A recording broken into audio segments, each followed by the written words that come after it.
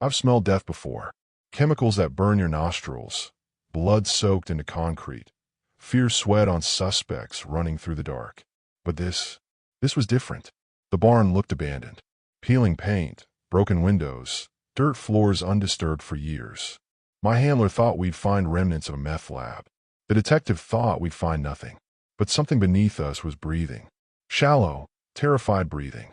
And the man watching from the shadows, his pulse never quickened. That's when I knew. We weren't hunting evidence. We were standing on top of someone's nightmare. This isn't just about one rescued girl. It's about the day a dog forced an entire department to change how it listens. Stay with this story, because by the end, one choice in that barn will save children who haven't even gone missing yet. The vest meant everything.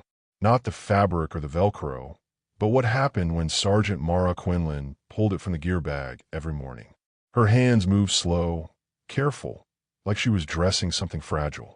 She checked each strap twice, run her thumb along the handle on my back. Then she'd kneel so we were eye to eye. Ready to work, Rook? Always the same question. Always the same answer in the way my tail cut the air.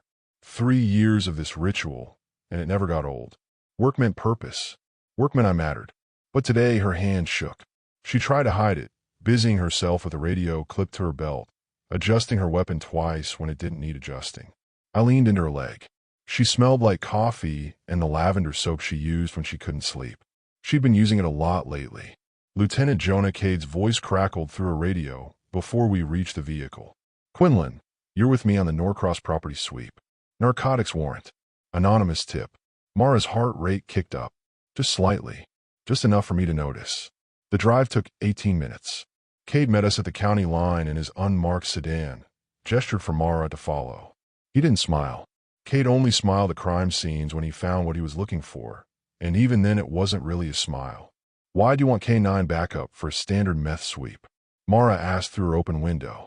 Cade glanced at a file folder on his passenger seat. Norcross. Dale Norcross. We questioned him 3 years back about a missing child. Never had enough to charge him. Mara went quiet.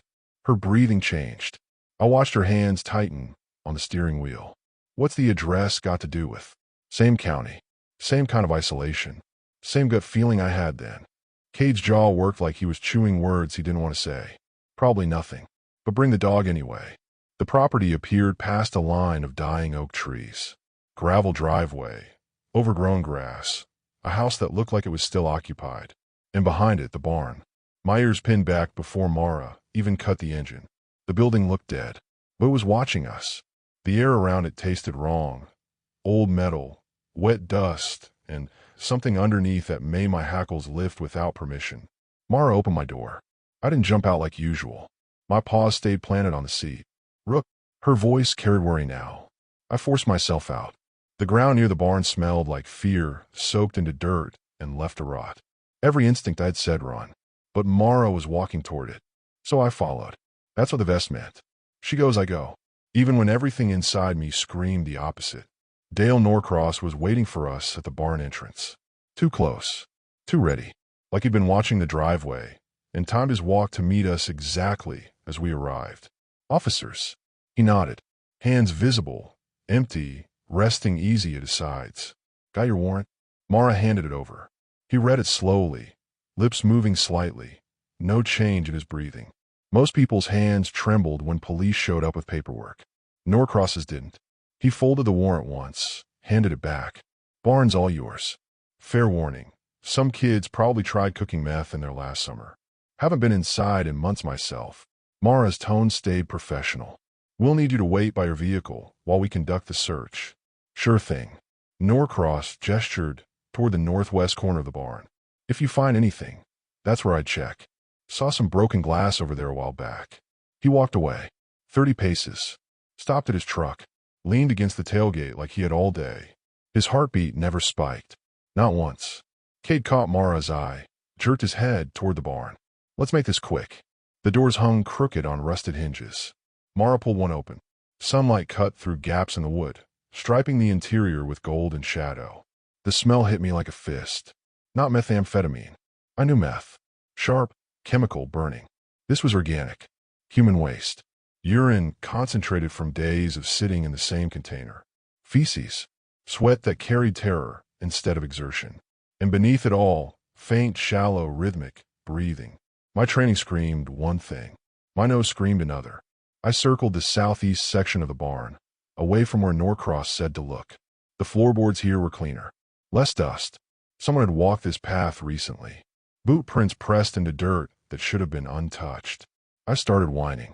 Not the alert I'd been trained to give. A sound I'd never made on duty. Mara knelt beside me. "What is it, boy?" I pawed at the boards. Once. Twice. Splinters bit into my pads, but I didn't stop. The breathing was below me. 6 feet down. Human. Alive. Scared. Rook heel. I ignored her. First time ever. My claws tore the wood, blood streaking the grain. "Mara." Kate's voice cut low. "Dog's not alerting for drugs." "I know." She put her hand on my back, felt me shaking. "Rook, what's down there?" The smell answered before I could. Not death. Not chemicals. Terror. Fresh terror. Someone was breathing 6 feet below us, and they knew we were here. And Dale Norcross was still leaning against his truck, watching, waiting, heartbeat steady as a metronome. Like he knew exactly what we'd find if we just kept digging, if we just refused to walk away. Mara's hand hovered over her radio. I could smell the decision burning through her, adrenaline spiking, cortisol flooding her system, the sharp edge of panic she was trying to swallow. Mara had ignored her instincts once before. 2 years ago. Domestic call. Victim said she was fine. Mara believed the words, not the trembling hands. The victim died 3 days later. She wasn't making that mistake again. The warrant said narcotics. Rook's bleeding paws said someone was still alive. Cade circled the section where I'd been digging. He crouched, ran his fingers along the floorboards. "These grooves are fresh. Pressure marks. Someone's been moving across this floor recently." "Norcross said he hasn't been in here for months," Mara said. "Norcross is a liar." Cade stood, brushed dust from his hands. He walked to the barn entrance, looked at the boot prints leading from Norcross's truck to the doors, then back to the prints inside. Same tread pattern. Same gait. He was here this morning. Mara stared at me, at my paws, raw and bleeding, at the way I refused to stop circling that one spot, whining in a pitch that climbed higher every second. "We don't have scope for this." Her voice barely carried. "If I'm wrong, if this is just..." "You're not wrong." Cade's tone left no room for argument. "Dog's been right for 3 years. Why would he start lying now?" The vest pulled tight across my chest as I dug. Mara had fitted it this morning. But right now, the vest didn't matter. Amara did. Norcross's voice drifted from outside. "Calm. Easy. Everything okay in there, officers?" Mara's jaw clenched. She keyed her radio. "Dispatch, this is Unit 12. We're expanding search scope under exigent circumstances. Requesting immediate backup to our location." The radio crackled. "Copy that, Unit 12. What's your probable cause?" Mara looked at me, at the blood on my claws, at the way my entire body trembled because I could hear that breathing, shallow, desperate, fading. K9 alert to possible human distress. Unknown subject potentially in danger. Backup en route. ETA 8 minutes. 8 minutes. The breathing below us might not have 8 minutes. Mara pulled a pry bar from her duty belt, wedged it between 2 floorboards. Cade moved to restrain Norcross, who'd started walking back toward the barn. "Sir, I need you to stay by your vehicle. Just want to see what the fuss is about," Norcross said. Still calm. Still steady. Like this was all theater he'd seen before. The first board cracked. Splintered. Lifted. And beneath it, a trapdoor. Metal latch. Fresh scratches around the lock. Brass shavings in the grooves. Cade put his hand on Mara's shoulder. Didn't say anything. Didn't have to. 3 years he'd been carrying Amara Liao's case. Now a dog was giving him a second chance. His hand shook. Mara's hand moved to her weapon. "Norcross. Who else has keys to this property?" His expression never changed. "Just me, officer. Just me." That's when I smelled it. On his keyring, clipped to his belt. Fresh brass. New metal. He'd used that key this morning. He'd locked someone down there. And he'd come back to make sure they stayed quiet. Cade's hand clamped down on Norcross's shoulder before the man could take another step toward the barn. "Sir, for officer safety, I need you to remain by your vehicle." Norcross didn't pull away. Didn't resist. Just turned his head slowly, watching Mara work the pry bar onto the second floorboard. You're wasting your time. There's nothing down there but dirt and spiders. Then you won't mind us looking. Cade's voice carried the kind of calm that came right before handcuffs. The second board splintered, cracked. Mara tossed it aside. The trapdoor sat flush with the subfloor, almost invisible unless you knew where to look. Hinges on one side, padlock on the other. The lock was new, brass still shiny, no rust, no weatherwear. I pressed my nose to the gap between the door and the frame. The scent rolled up like a wave. Human urine, feces, sweat, and underneath it all, the thin, papery smell of someone who'd been breathing the same stale air for too long. The trapdoor metal was warm under my paw, body heat still radiating from below. Someone had touched this lock within the hour. The breathing hitched. Whoever was down there heard us, heard the boards breaking, heard voices. The rhythm changed from shallow and steady to quick and desperate. Mara's hand shook as she pulled bolt cutters from her kit. Cade keyed his radio. Dispatch, expedite that backup. We've got a locked trapdoor and possible captive situation. Copy. Units 3 minutes out. 3 minutes felt like hours. Mara positioned the cutters on the padlock shank, squeezed. Metal screamed. The lock popped free, clattered to the floor. She hesitated, hand on the trapdoor handle. Rook, stay. I didn't want to stay. Every nerve in my body screamed to go down first, to put myself between her and whatever was below. But the vest meant obedience, even when it hurt. She lifted the door. Hinges groaned. A ladder descended into darkness. Cold air rushed up, carrying the smell of earth and fear and something else. Hope. Desperate, fragile hope. Mara clicked on her flashlight. The beam cut through the black, illuminated dirt walls, a low ceiling reinforced with wooden beams. And in the corner, chained to a support post by one ankle, a child. Small, maybe 8 years old, dark hair matted, clothes filthy, eyes squinting against the light like she'd forgotten what brightness looked like. She didn't scream, didn't cry out, just stared at Mara with an expression that broke something inside my chest. Mara's voice came out hoarse. Honey, I'm a police officer. You're safe now. What's your name? The girl's lips moved, barely a whisper. Amara. Cade's radio hit the ground. His face went white. Amara Liao. Missing 3 years. Presumed dead. Mara's flashlight beam trembled. Not dead. Alive. Breathing. Waiting. And Dale Norcross, still standing by his truck with Cade's hand on his shoulder, finally showed emotion. Not panic. Not guilt. Annoyance. Like we'd found something he'd misplaced, and now had to explain. That's when I knew there were others. Other barns. Other trapdoors. Other children who'd been breathing in the dark, waiting for someone to care enough to listen when a dog started barking at the ground. Mara didn't wait for backup. She holstered her flashlight, gripped the ladder, and descended. Her boots hit the dirt floor 8 feet below. She immediately moved to Amara, hands up, non-threatening. Amara, I'm going to get you out of here. Can you tell me if you're hurt? Amara shook her head. Small movement. Her eyes kept darting to the open trapdoor above, like she expected it to slam shut again. Like she'd seen it close too many times to believe this was real. Kate appeared at the opening. Ambulance 2 minutes out. I've got Norcross in cuffs. Mara's voice carried up. I need bolt cutters down here. She's chained. The cutters dropped. Mara caught them, moved the chain around Amara's ankle. The metal had rubbed her skin raw, left bruises that told the story of weeks try to pull free. This is going to be loud, sweetheart. Cover your ears. Amara did. Mara cut the chain in 2 compressions. The links separated, fell away. For the first time in 3 years, Amara Liao could move more than 6 feet in any direction. She didn't run, didn't stand, just sat there, staring at her freed ankle like it belonged to someone else. That's when Mara called for me. Rook, come. I navigated the ladder the only way I could, awkwardly, gripping each rung with my front paws while my back legs scrambled for purchase. Halfway down, I felt it through the rungs. Shallow breathing, making the metal hum. Vibration I'd felt before I'd smelled her. It wasn't graceful, wasn't trained, but I made it down. The moment my paws hit dirt, Amara's entire body changed. Her breathing steadied. Her hand stopped shaking.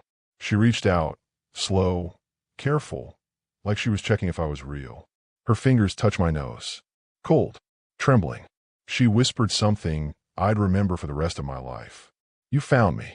Not they found me. Not the police came. You. Like she'd been counting on a dog. Like somehow, in all those hours alone in the dark, she'd known the person who'd care enough to listen wouldn't be a person at all.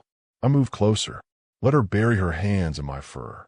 She didn't cry, just held on, breathing against my neck, anchoring herself to something warm and alive and safe. Mara's voice broke. Amara, we're going to get you to a hospital. Rook can come with you if you want. Amara's grip tightened on my collar. That was answer enough. Kate appeared at the top of the ladder. Paramedics are here. Norcross is secured in the unit. Mara lifted Amara. The girl weighed almost nothing, and carried her to the ladder. I followed, one awkward rung at a time, until we surfaced in a barn. Sunlight cut through the gaps in the walls. Amara flinched, squeezed her eyes shut. It's okay, Mara murmured. You're allowed to be scared of the light. You're allowed to be scared of everything right now. But Amara wasn't looking at the light anymore. She was looking at me, hands still tangled in my collar. And for the first time since we'd opened that trapdoor, her lips moved into something that almost resembled a smile. She didn't ask if we were the police. She asked if the dog could stay. The paramedics wanted to separate us. Protocol. Animals don't ride in ambulances.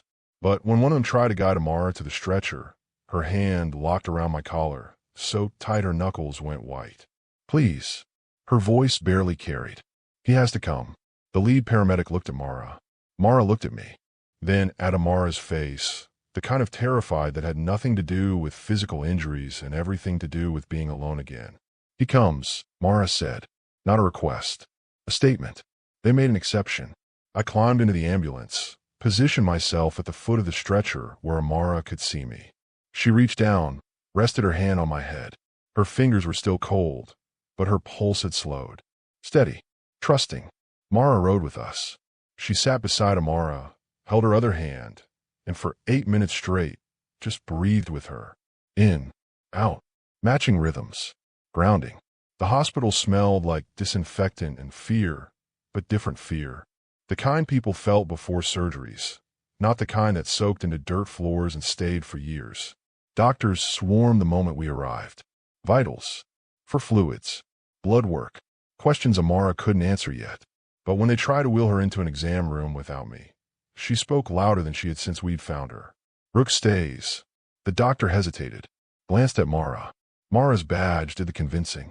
I followed the stretcher into the room, lay down beside it while they worked. Amara's hand dangled over the side, fingers buried in my fur. 3 weeks of captivity, dehydration, malnutrition, bruising, but no broken bones, no sexual assault. The doctor's relief was palpable. She's strong, he told Mara outside the room. Physically, she'll recover. Emotionally, he trailed off, shook his head.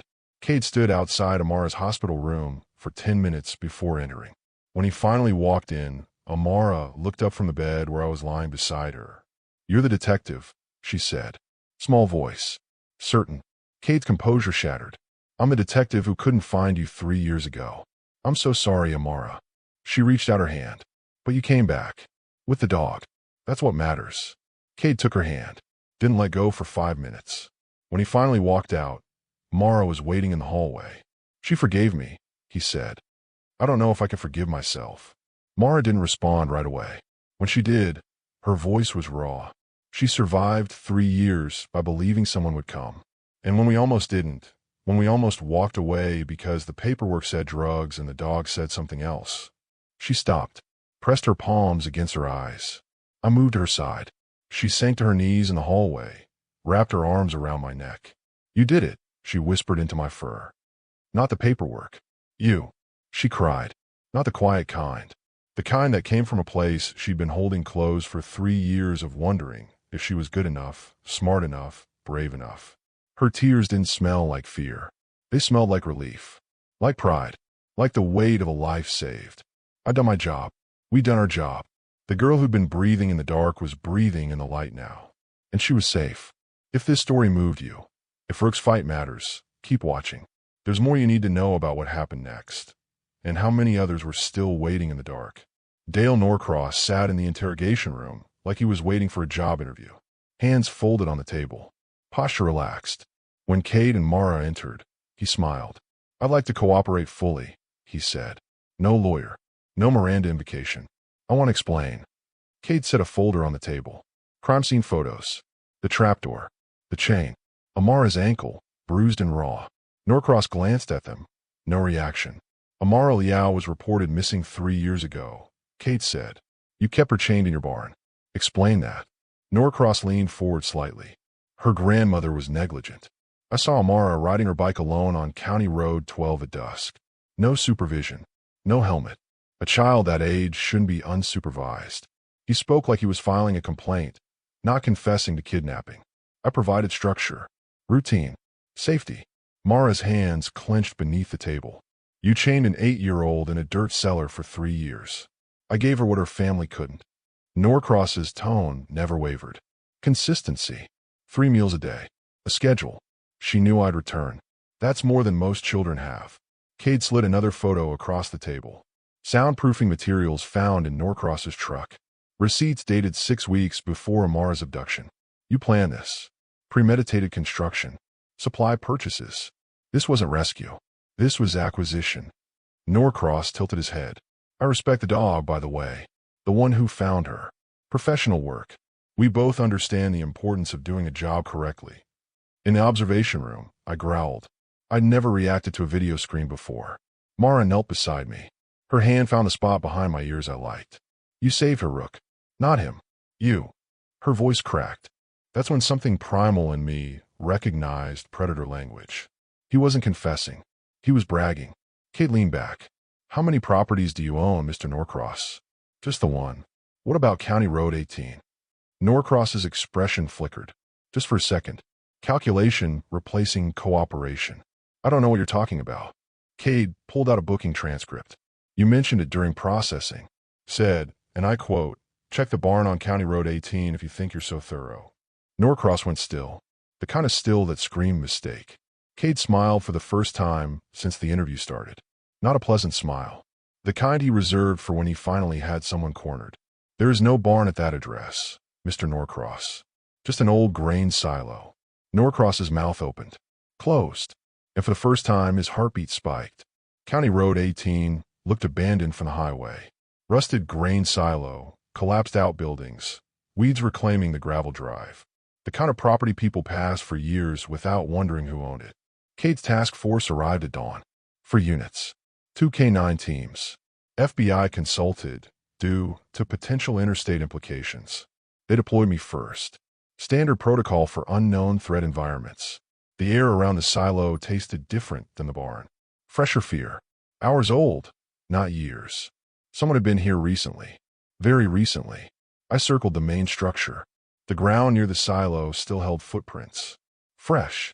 I pressed my paw beside one. Same depth. Some of my weight had run from here this morning. My nose caught it near a corrugated metal panel that didn't quite match the others. Newer, less weathered. Replacement panel. Installed within the last 6 months based on the rust differential. I alerted. Saturday. Stared. Mara called it in. Rook's got something on the southeast side.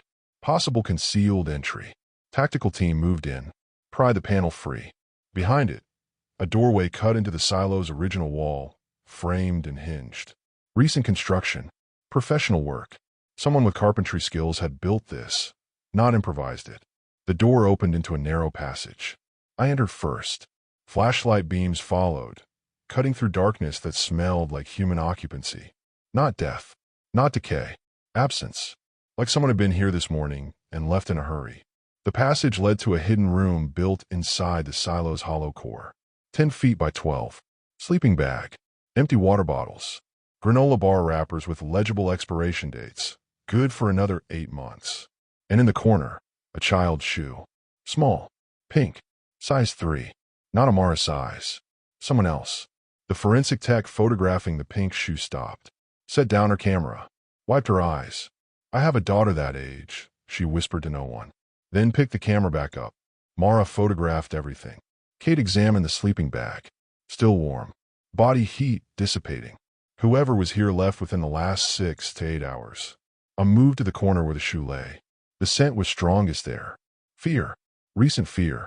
A child had stood in this exact spot, terrified, less than a day ago. And then, nothing. The scent trail ended. No exit path. No struggle. Just absence. Cade's radio crackled. "Lieutenant, we found a phone in the main structure. Burner. Last outgoing call was yesterday at 4:47 p.m. 30 seconds after Norcross was arrested." Mara's face went pale. Someone knew we had him.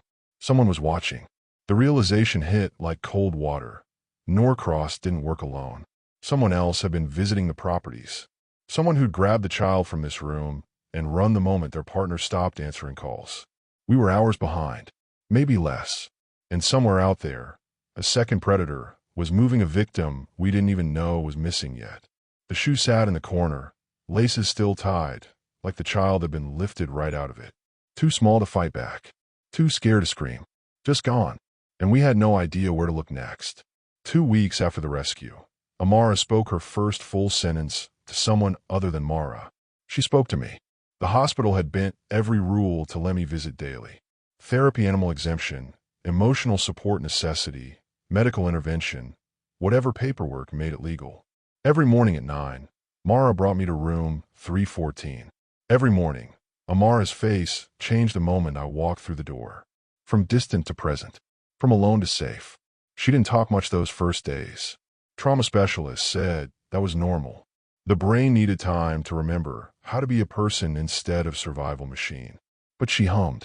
Soft, tuneless melodies while her fingers traced patterns in my fur. On day 14, she sang words. Her voice was small, papery, like it hadn't been used for anything but crying in years. She stopped, looked at me. I made up a song. Want to hear it? I shifted closer. She took that as yes. She sang about being scared and alone, but believing help would come, that someone good would find her. Mara, standing in the doorway, pressed her hand over her mouth. The child psychologist sitting beside the bed scribbled notes, tears tracking down her face. Amara buried her face in my fur. I knew someone would bring a dog. I knew dogs listen better. I just had to wait long enough. That's when she started talking. Really talking. About the weekly sounds. A second vehicle arriving every Thursday evening. Different engine tone than Norcross's truck. Heavier. Diesel maybe. Footsteps above her that belonged to someone taller. Heavier. He called him Reed, Amara said. Said Reed was better at finding the ones nobody would miss. The psychologist's pen stopped. Cade, listening from the hallway, pulled out his phone. Reed Norcross. Dale's younger brother. When a name came back with a last known address, Cade's hand shook. I interviewed him 3 years ago. Asked about Dale's whereabouts. He looked me in the eye and lied. Amara kept going. Reed talked about the other places. Said they had a whole collection. That's what he called us. A collection. Mara knelt beside the bed. Amara, you're so brave. This information is going to help us find the others. Amara's hand tightened in my fur. There's a girl with a pink shoe. I heard her crying through the walls once when Reed brought her to visit. She sang a lullaby. I sang it back, so she'd know she wasn't alone. Cade's voice came through the doorway, sharp and urgent. We need coordinates on every property either Norcross brother has touched in the last 5 years. Now, the girl with the pink shoe wasn't a victim we'd lost. She was a victim we didn't know existed until a child who'd spent 3 years in the dark used the only power she had left, her memory, to make sure no one else got forgotten. We'd driven past Norcross's barn twice during the original search. Rook had been in the vehicle both times. We never stopped. We never checked. How many other empty buildings did we pass every day, never knowing what screamed silently beneath our feet? If you believe this story matters, if you believe one person paying attention can change everything, share it. Someone watching this right now needs to hear that instincts matter. That dogs know. That it's never too late to listen. Amara's testimony gave them the name. Database searches gave them the address. Reed Norcross, age 38, lived in a rural property 3 counties east. No prior convictions. 2 dismissed stalking charges. And a purchase history that made Cade's face go hard. Chains, padlocks, soundproofing foam, bulk food supplies, all ordered to different addresses. All delivered within a 5-mile radius of properties he'd accessed through construction jobs. The raid happened at dawn. FBI led. Local K-9 units deployed for sweep. I went in with the second wave. Cleared the main house first. Nothing. Then the detached garage. I alerted the back wall before tactical finish securing the perimeter. Not drugs. Human. Recent. Alive. They found the false wall within minutes. Behind it, stairs descending into a basement that wasn't on any building permit. And at the bottom, a boy. 9 years old. Chained. Malnourished. Reported missing from a grocery store parking lot 4 days prior. He didn't speak when they freed him. Just stared at the stairs leading up like he'd forgotten sunlight existed. The paramedic who carried him out sat in the ambulance afterward, head in hands. Mara brought him water. First rescue. First live one, he said. Usually we're too late. The boy weighed 53 pounds. 20 pounds underweight for his age. But he was breathing. Alive. Because Amara remembered a pink shoe and a song sung through cellar walls. Reed Norcross was arrested attempting to flee through a back property line. He had a duffel bag. Inside, 2 sets of children's clothes, pre-packed meals, duct tape, and a handwritten list of names. 12 names. All children reported missing across 4 states over 6 years. Kate found the map in Reed's basement office. Pinned to corkboard. 11 circled locations. Red pins for secured. Blue pins for potential acquisition sites. Every blue pin marked a school bus stop in a rural area. Places where children walked alone. Places where no one watched too closely. The map didn't show roads. It showed hunting grounds. 4 of the red pin locations had already been visited by police. All showed evidence of recent concealment room construction. All empty now, but not for long. Reed had been expanding, planning for more.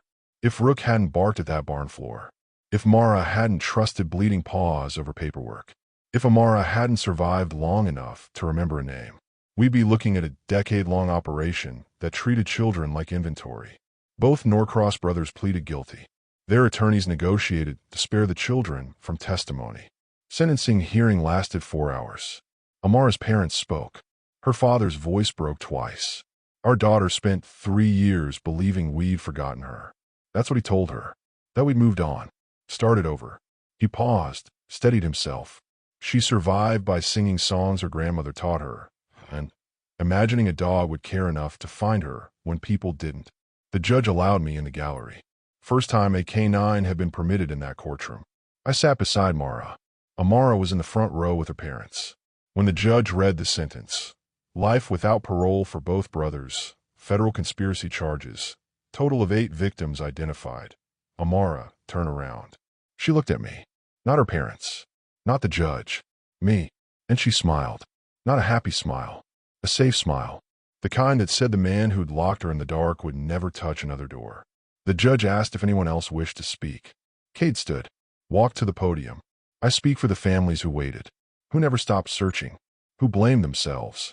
His voice was steady, but his hands gripped the podium edge. These men didn't just steal children. They stole years. They stole trust in systems meant to protect. On behalf of every family still waiting, thank you for ensuring they wait no more. The prosecutor revealed 3 other K-9 teams had alerted near Norcross properties over the years. All were redirected by supervisors citing resource allocation. All noted as false positives. 7 minutes of investigation could have saved Amara 2 years of captivity. The courtroom went silent. The judge's final statement made the evening news. If not for the diligence of a K-9 unit trusting instinct over procedure, we would be investigating funerals instead of incarcerations. This case exposes a critical gap in how we train first responders to recognize non-standard alerts. 3 weeks later, the state mandated new K-9 protocols. Detection dogs would receive cross-exposure training to human distress odors. Not full search and rescue certification, but recognition awareness. Handlers would receive instruction on behavioral anomaly documentation. They called it the Rook Protocol. Mara was promoted to K-9 training supervisor. She testified before the state legislature about the moment she chose to trust a dog's bleeding paws over a warrant-specific language. Her testimony changed policy in 6 states. But the job changed her too. Every barn we passed after that, she'd slow the vehicle. Check the property records. Look for things that didn't match.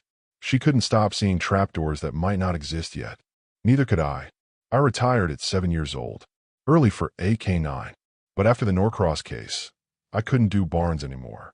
Mara would open the vehicle door at a rural call, and my paws would lock. Not defiance. Fear. The kind that comes from knowing what hides beneath floors. The department offered reassignment. Urban narcotics. Airport security. I could have kept working, but Mara made a different call. Amara's family wants to adopt him, she told the captain. If he's okay with it. She drove me to Amara's house on a Saturday morning. The one she'd been taken from 4 years earlier. The driveway where her bicycle had fallen. The porch where her grandmother had called her name into the dark and heard nothing back. Amara was waiting in the backyard. She'd grown 3 inches, gained 12 pounds, started 4th grade. Her therapist said she was progressing through stage 4 recovery, gradual integration, learning to trust routines again. When I stepped out of Mara's vehicle, Amara didn't run, didn't call out, just knelt in the grass and waited, like she knew I needed the choice to be mine. I walked to her, slow, steady. She buried her hands in my fur, and I felt her heartbeat against my side. Calm, strong, alive. You don't have to find people anymore, she whispered. You just have to stay found with me. Mara visits every Sunday. Brings my old vest. The first time, Amara asked if she could put it on me. Mara nodded. Amara's small hands fumbled with the straps, got them tight. For 1 minute, I was working again. Protecting. Amara threw a ball. I retrieved it, vest and all. Then she took it off, folded it carefully, and hung it in her closet. You don't need it anymore, she said. You're already my hero. Now the vest stays there. A reminder of who I was. And who I still am. I don't wear the vest anymore. But I still have a job. Every morning, Amara hugs me before school. Every night, I sleep beside her door, and she doesn't have nightmares. I spent 3 years finding lost things. Then I found a lost person, and now I make sure she stays found. That's enough. That's everything. Last week, Amara took money from her birthday fund to sponsor a K9 training vest. It has a patch that says in honor of Rook. She mailed it to a department 3 states away. Sometimes Mara drives us back to the old barn. Condemned now. We stand in the doorway, morning light cutting through the gaps just like that first day. We did it, she says. I lean in her leg. Yeah, we did. For children saved directly. 12 victims identified from evidence. 11 properties investigated. 2 predators stopped. 1 K9 unit that refused to follow the paperwork when the paperwork was wrong. And 1 barn that almost kept its secrets forever. Here's what matters. K9 units save lives the moment we let them work the way they're built to work. On instinct, on scent, on the kind of knowing that doesn't fit neatly into warrants and procedures. Support the dogs who go into the dark for us. Share Rook's story. And if you ever see a handler choosing their dog's judgment over protocol, remember, that choice might be saving a life you'll never see on the news. Rook's case changed how 6 states train detection dogs. Amara Liao graduated high school last year. And somewhere right now, a K9 is alerting to something that doesn't match their training. Someone's about to make the choice Mara made. Listen to the dog.